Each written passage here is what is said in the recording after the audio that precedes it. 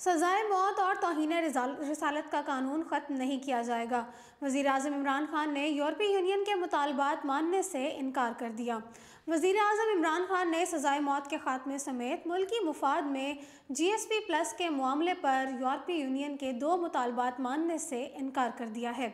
GSP+ के हवाले से मुनक्किदा इजलास में वज़ीर-ए-आज़म को यूरोपीय यूनियन की तरफ से GSP मराहत पर बरकरार रखने के लिए 10 नुकाती मुतालबात के बारे में ब्रीफिंग दी गई। वज़ीर-ए-आज़म को बताया गया कि यूरोपीय यूनियन के मिशन ने अक्टूबर 2018 में पाकिस्तान का दौरा किया, जिसमें पाकिस्तान की तरफ से good governance, human rights, labour rights, environmental production समेत 27 आलमी कन्वेंशंस पर अमल दरामद का जायज़ा लिया गया। यूरोपीय यूनियन ने पाकिस्तान को अपने 10 नुकाती मुतालबात पेश किए, जिन पर रवां साल जून तक अमल दरामद करने का कहा गया है। इन मुतालबात में कहा गया है कि पाकिस्तान इजहार राय की आज़ादी को यकीनी बनाने के लिए इक़दाम करे, सहाफ़ियों, वकला, इंसानी हकूक़ के कारकुनों के कत्ल गारत को रोका जाए और ऐसे केसेस जिनकी तहकीकात को मंतकी अंजाम तक पहुँचाया जाए। NGOs के लिए साजगार माहौल पैदा किया जाए और इंटरनेशनल NGOs की रजिस्ट्रेशन पॉलिसी का असर नौ जायज़ा लिया जाए। सजाए मौत के कानून को ख़त्म किया जाए और इस हवाले से कानून को तब्दील करने के लिए कानून साजी की जाए। तौहीन रिसालत के कानून पर भी नज़रसानी की जाए। चाइल्ड लेबर और जबरी मुशक्क़त के खात्मे के लिए आलमी चाइल्ड लेबर लॉज पर अमली इक़दाम किए जाएँ। अक़वाम मुत्तहिदा से ताउन को मजबूत किया जाए। National commission of child rights, minorities commission, national commission of status of women, शुमारियात ब्यूरो और नेशनल ह्यूमन राइट्स कमीशन को मजबूत और आज़ाद बनाने के लिए इक़दाम किए जाएँ।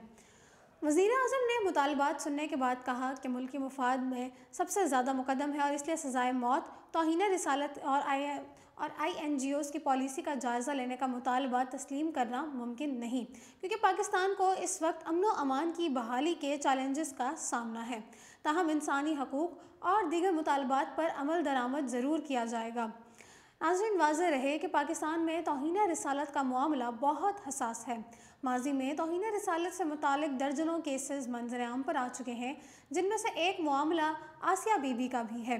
ज़ेरी अदालतों ने आसिया बीबी को तौहीन रिसालत का मुर्तकिब करार देते हुए सजाए मौत की सज़ा सुनाई थी, लेकिन अक्टूबर 2018 में chief justice supreme court Saqib Nisar की सरबराही में बेंच ने तौहीन अदालत की मुर्तकिब मसीही खातून आसिया बीबी के हक़ में फ़ैसला दिया था कि उन्हें बरी किया जाए।